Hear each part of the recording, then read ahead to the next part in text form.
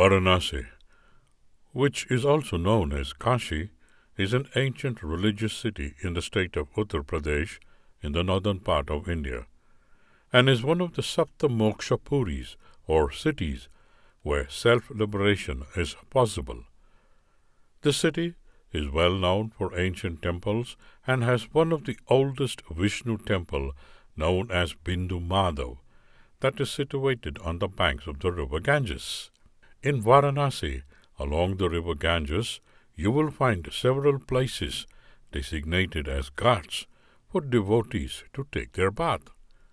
And amongst the several ghats, the five most prominent ghats are Asi Ghat, where the Asi river meets the Ganges and is the starting point for a pilgrimage. Dashwamedha Ghat, the oldest and the holiest ghats, are situated close to Vishwanath temple and is famous for the daily arti that is performed in the evening dedicated to Lord Shiva, Goddess Ganges, Surya, Agni, and the whole universe. Manikarnika Ghat is one of the oldest cremation grounds amongst the riverfronts in Varanasi, and the belief is that the soul of the dead is liberated and attains moksha. Panchaganga Ghat, 4 rivers confluence with the Ganges, and hence the name Panchaganga. This ghat is also known as Bindu Madhav Ghat, as the temple is located just above this ghat. Rajendra Prasad Ghat, another famous ghat that got its name after the death of the first Indian president, Dr. Rajendra Prasad. The Panchaganga Ghat is one of the 5 ghats, and here 4 rivers, Kirana, Saraswati, Yamuna, and Dudapapa, are believed to join the Ganges in a subtle form, unseen by the naked eye, and hence the name Panchaganga Ghat. The Bindu Madhav temple is above the Panchaganga Ghat and is believed to have been built during the Maratha dynasty. There are 2 routes to reach this temple. One is to walk from the Kala Bhairav temple for about 1.5 kilometers through the winding streets of Kashi, and the other is through the Panchaganga Ghat that can be reached by boat from Asi Ghat and then climb some steep steps that lead to the temple. On reaching the top, you will notice a colossal structure, which certainly is not the temple but the Alamgir Mosque. In 1669, Aurangzeb destroyed this temple and used its pillars and other remnants to build the Alamgir Mosque close to the destroyed temple, just like he did to other well-known temples in India. After the temple was destroyed, the Pujari kept the deity submerged in the Ganga river to safeguard it from the Mughal king for over 3 years.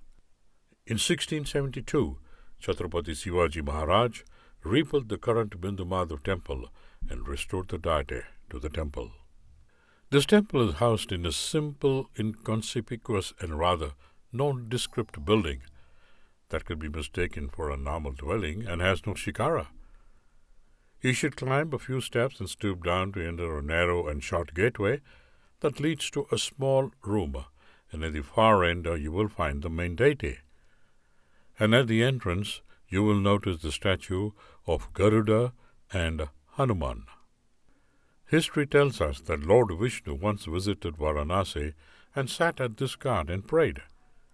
A Brahmin by the name Agni Bindu, who was practicing austerities, recognized the Lord and sang a devotional hymn which impressed the Lord, and he granted him a wish. The Brahmin asked Vishnu to stay on the ghat permanently and gave the name Bindu Madhav. Hence, Lord Vishnu is known as Bindu Madhav in Kashi, Veni Madhav in Prayag, Setu Madhav in Rameshwaram, Kunti Madhav in Pithampur, and Sundara Madhav in Thiruvananthapuram. Amongst the various festivals that are conducted at this temple, the most important one is the Vaikunta Chaturdasi, a celebration on the occasion of when Lord Vishnu gifted back a part of Kashi to Lord Shiva. And this happens in the month of Kartika, and during this celebration, Lord Vishnu is offered vilva or bile leaves. Well, traditionally, vilva leaves is normally offered to Lord Shiva, and in turn, Lord Shiva is offered tulsi leaves. Here again, traditionally, tulsi is offered to Lord Vishnu. So, the next time you happen to be in Varanasi, don't forget to visit the Bindu Madhav temple and seek the blessings of Lord Vishnu in the form Bindu Madhav.